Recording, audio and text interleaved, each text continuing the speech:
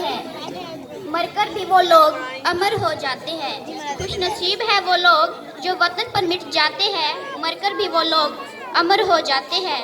करती ही उन्हें सलाम ए वतन पे मिटने वालों, करती ही उन्हें सलाम ए वतन पे मिटने वालों, तुम्हारी हर सांस में तिरंगे का नसीब बसता है। अब मैं स्टेज पे हमारे सम्माननीय मिस्टर शमशेर सर जी को बुलाना चाहूंगी। Please sir, come on the stage.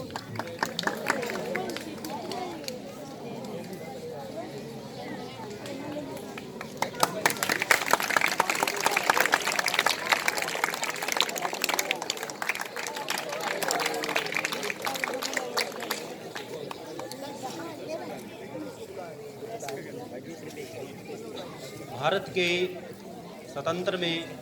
स्वतंत्रता दिवस की इस पावन वेला पर स्कूल के प्रांगण में उपस्थित आज के इस कार्यक्रम के मुख्य अतिथि महोदय, उनके साथ आए हुए गांव के गणमान्य जन, आदरणीय स्टाफ सदस्य, देश का भविष्य, प्यारे विद्यार्थियों, बड़ी प्रसन्नता की बात है कि हम अपना स्वतंत्रता दिवस मना रहे हैं।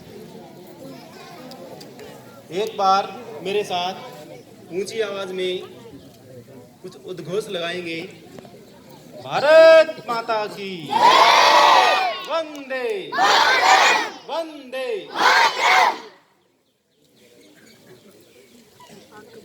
इस स्वतंत्रता दिवस के लिए भारत में करोड़ों लोगों ने अपने प्राणों की आहुति दी है। हम केवल किताबों में कुछ स्वतंत्रता सेनानियों के नाम पढ़कर शांत हो जाते हैं। बड़े गांव के लिए गौरव की बात है कि हमारे इस लोहारी राघव गांव के 5 वीर सपूत, जिन्होंने इस देश की स्वतंत्रता के लिए अपने प्राणों का बलिदान दिया है, अपना प्राणोत्सर्ग किया है, उन सब के नाम आज हमें जानने को मिल रहे हैं। सबसे पहले मैं उन वीर आत्माओं को नमन करते हुए अपनी बात रखना चाहूँगा। ऐसे अनगिनत स्वतंत्रता सेनानी इस देश में हुए जिनके नामों को हम नहीं जानते। अंग्रेजों के काल में काला पानी की सज़ा, जिसको हम अंडमान निकोबार में जो सेलुलर जेल बनी हुई है, हजारों क्रांतिकारियों को वहाँ नरकीय जीवन जीना पड़ा। 10, 12, 15 वर्षों तक वहाँ कालकोठरी में रहकर किन किन यातनाओं को सहना करना पड़ा। क्या हम उन स्वतंत्रता सेनानियों के नाम जानते? 1857 से लेकर 1947 तक 90 वर्षों के इस दीर्घ कालखंड के दौरान कितने स्वतंत्रता सेनानियों ने, माताओं ने, बहनों ने, बच्चों ने, वृद्धों ने देश की स्वतंत्रता के लिए अपने प्राण दिए। जैसे भवन बनता है बहुत सुंदर सुविशाल, उसके भवन के जो ऊपर के कंगूरे होते हैं, ऊपर की जो बिल्डिंग होती है, उसको तो सभी देखकर प्रसन्न होते हैं, उसकी तो सभी बड़ाई करते हैं। लेकिन उस भवन की नींव के नीचे जो ईंटें लगी हैं, जो पत्थर लगे हैं, जो मिट्टी लगी है, उनको शायद ही कोई याद करता हो। तो लाखों लाखों स्वतंत्रता सेनानी इस भारत में ऐसे हुए हैं जिनके आज हमें नाम भी याद नहीं है। एक ऐसी ही पुस्तक कि भारत के बेनाम स्वतंत्रता सेनानी, उसमें हरियाणा के हर राज्य से, हर जिले से स्वतंत्रता सेनानियों के नाम दिए गए हैं। तो हजारों लाखों की संख्या में ऐसे स्वतंत्रता सेनानी आते हैं। भारत युवाओं का देश है। स्वतंत्रता दिवस हम बना रहे हैं। इस देश की स्वतंत्रता के लिए लाखों लाखों वीर जवानों ने अपने प्राणों की आहुति दी। उन सब के लिए हमारा नमन है। भारत की आज़ादी का संघर्ष दुनिया में सबसे लंबा संघर्ष है। सबसे अधिकतम लोगों ने इस देश की स्वतंत्रता के लिए बलिदान दिए हैं। दुनिया का सबसे लंबा संघर्ष जो है वह भारत का ही चला है। दुनिया में ऐसा कोई देश नहीं जितना लंबा संघर्ष इस भारत देश का चला हो। अनेक वीर सपूतों ने अपने प्राणों का बलिदान देके यह स्वतंत्रता हमें दिलाई है, जिसके कारण हम आज़ादी का श्वास ले रहे हैं। जिन आतताइयों ने, जिन विदेशी शक्तियों ने इस भारत पर शासन किया, क्या वो आतताई शक्तियां भेष बदलकर छद्म रूप में फिर से इस देश को लूटने के लिए नहीं आएंगी? आज भारत के सामने अनेक समस्याएं खड़ी हैं। अगर हम भारत के प्राचीन वैभव को देखें तो इसमें नालंदा, तक्षशिला, विक्रमशिला जैसे विश्वविद्यालय थे, जहां से दुनिया के अनेकों विद्यार्थी इस देश में पढ़ने के लिए आते थे। ब्रह्मगुप्त, वाराहमिर, आर्यभट्ट जैसे महान गणितज्ञ थे, जिन्होंने अपने ज्ञान के प्रकाश से इस सारी दुनिया को अक्षर ज्ञान सिखाया। दुनिया की सबसे पहली लिपि, सबसे पहली भाषा उस भारत ने दी। यहाँ पर आचार्य चरक, आचार्य सुश्रुत जैसे आयुर्वेद आचार्य हुए। नक्षत्रों की विद्या, गणना करना दुनिया ने, भारत ने ही सबको सिखाया। ऐसा हमें अपने इस भारत के जो महान गौरव है उसको भी याद करना। हाँ। भारत में हाँ। हम देखते हैं कि हमें स्वतंत्रता तो मिल रही, वह स्वतंत्रता अपने लिए गौरव का क्षण बन सके, इसके लिए हमें प्रतिदिन इस भारत माता की आराधना करनी पड़ेगी। सब देश के नगरवासी नागरिकों को अपने अपने कर्तव्यों का पालन करना पड़ेगा। स्वामी विवेकानंद जी ने कहा था,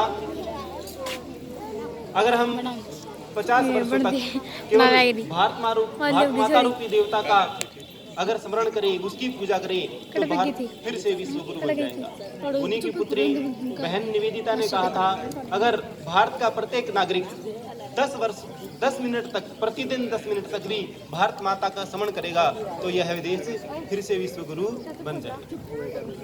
यद्यपि इस स्वतंत्र भारत में अनेक समस्याएं हमारे सामने आती हैं।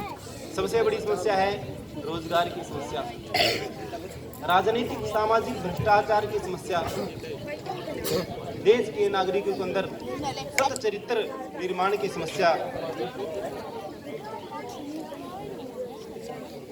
लोग केवल अपने अधिकारों के प्रति चिंतित है, अपने कर्तव्य की किसी को चिंता नहीं। तो ये कुछ समस्याएं हैं जिन समस्याओं का हम सब भारतवासियों को चिंतन करना पड़ेगा और इस भारत को फिर से श्रेष्ठ भारत बनाना पड़ेगा। अगर इस भारत को फिर से श्रेष्ठ बनाएं तो उसके लिए 5 बिंदुओं पर अगर हम काम करें तो अवश्य भारत जो है फिर से दुनिया का सर्वश्रेष्ठ भारत बनेगा, और वो है ही, और भी उन्नति के शिखर पर बनेगा। तो पहले से हम माने तो स्वाभिमानी भारत। तो भारत को कैसा भारत बनना चाहिए? स्वाभिमान पूर्ण भारत बनना चाहिए। किसी शत्रु की हिम्मत नहीं होनी चाहिए कि भारत के प्रति आंख उठा के वह देख सके, उसके प्रति ललचाई नजरों से देख सके, उसकी सीमाओं पर आक्रमण करने की जरूरत कर सके। तो भारत को शक्तिशाली स्वाभिमानी भारत बनना पड़ेगा। दूसरा है स्वावलंबी भारत। भारत को स्वावलंबी बनना पड़ेगा। प्राचीन काल भारत, जिसको हम आज कहते हैं कि कृषि आधारित उद्योग प्रधान देश, भारत के प्रत्येक घर में छोटे छोटे उद्योग धंधे थे। स्वदेशी का नारा हर घर में चलता था। भारत पूर्ण रूप से स्वावलंबन था। विश्व के अनेक देश भारत से व्यापार करते थे, और भारत जो है सोने चांदी के, भारत के घरों में सोने चांदी के ढेर ऐसे लगे रहते थे जैसे आज अपने घरों में अनाज के, गेहूं के ढेर लगे रहते हैं। तो भारत को स्वदेशी के आधार पर स्वाभिमानी भारत, स्वावलंबी भारत बनना पड़ेगा। तीसरा है शक्तिशाली भारत। अगर किसी देश को दुनिया में शांति से रहना है तो उसके लिए शक्ति की आवश्यकता है। शांति शक्ति के आधार पर आती है। जब भारत इतना शक्तिशाली नहीं था, 1962 ईस्वी में चीन ने इस देश की सीमाओं पर आक्रमण करके बहुत सा हिस्सा उसका कब्जा लिया। आज भारत शक्तिशाली देश है, अणुशक्ति संपन्न देश है, परमाणु शक्ति संपन्न देश है। तो किसी भी देश की इतनी जरूरत नहीं है कि वो भारत के प्रति आंख उठा के देख सके, उसकी सीमाओं पर अधिकार कर सके। तो भारत को शक्तिशाली देश बनना पड़ेगा।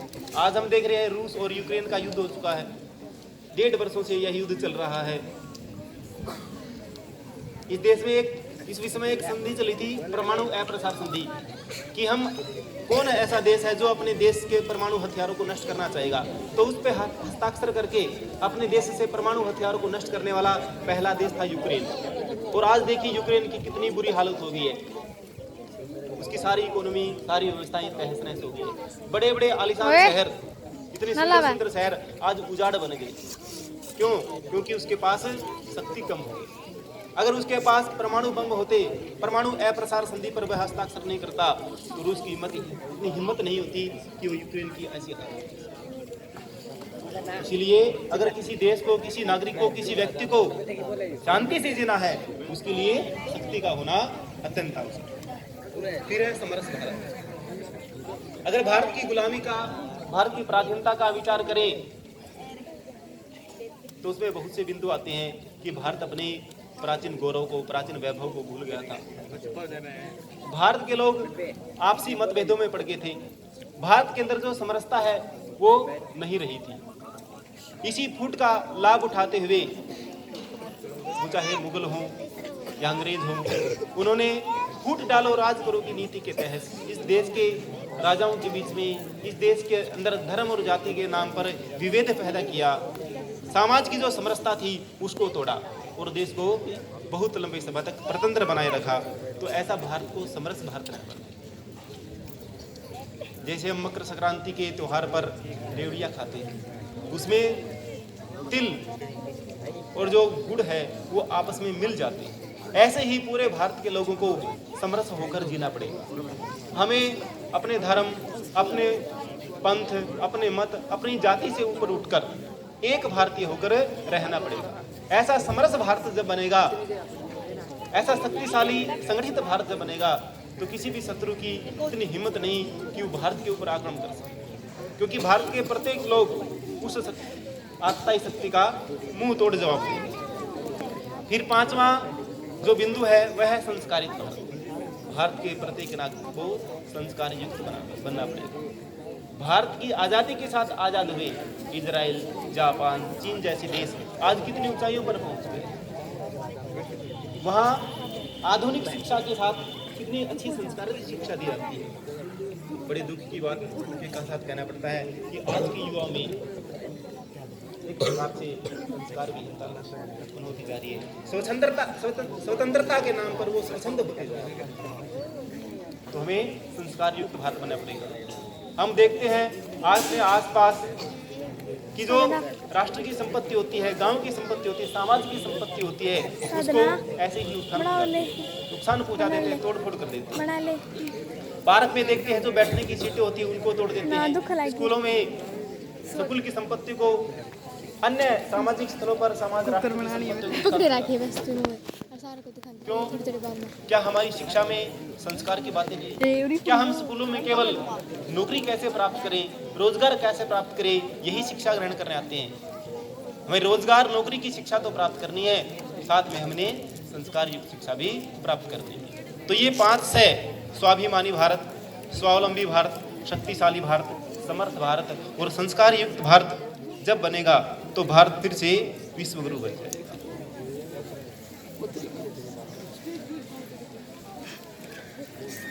एक छोटी सी कविता भी इस अपने स्वतंत्रता दिवस के उपलक्ष्य पर मैं बोलना चाहूँगा। एकता, स्वतंत्रता, समानता रहे, देश में चरित्र की महानता रहे, महानता रहे। एकता, स्वतंत्रता, समानता रहे, देश में चरित्र की महानता रहे, महानता रहे, महानता रहे।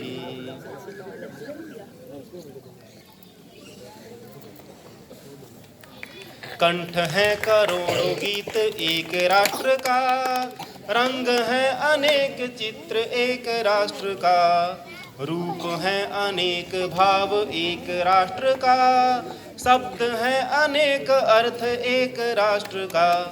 चेतना, समग्रता, समानता रहे, देश में चरित्र की महानता रहे, महानता रहे। जाति है अनेक, रक्त एक राष्ट्र का, पंक्ति है अनेक, लेख एक राष्ट्र का, गांव है अनेक, अंग एक राष्ट्र का, किरण है अनेक, सूर्य एक राष्ट्र का, जागरण मनुष्यता समानता रहे, देश में चरित्र की महानता रहे, महानता रहे, एकता स्वतंत्रता समानता रहे, देश में चरित्र की महानता रहे, महानता रहे। भारत माता की वंदे।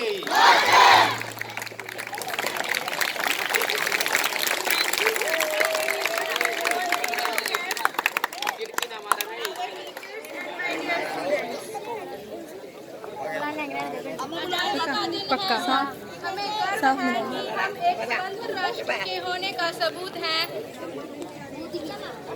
Now I would like to invite 7th class girls for dance. बड़ी एक बार काट दे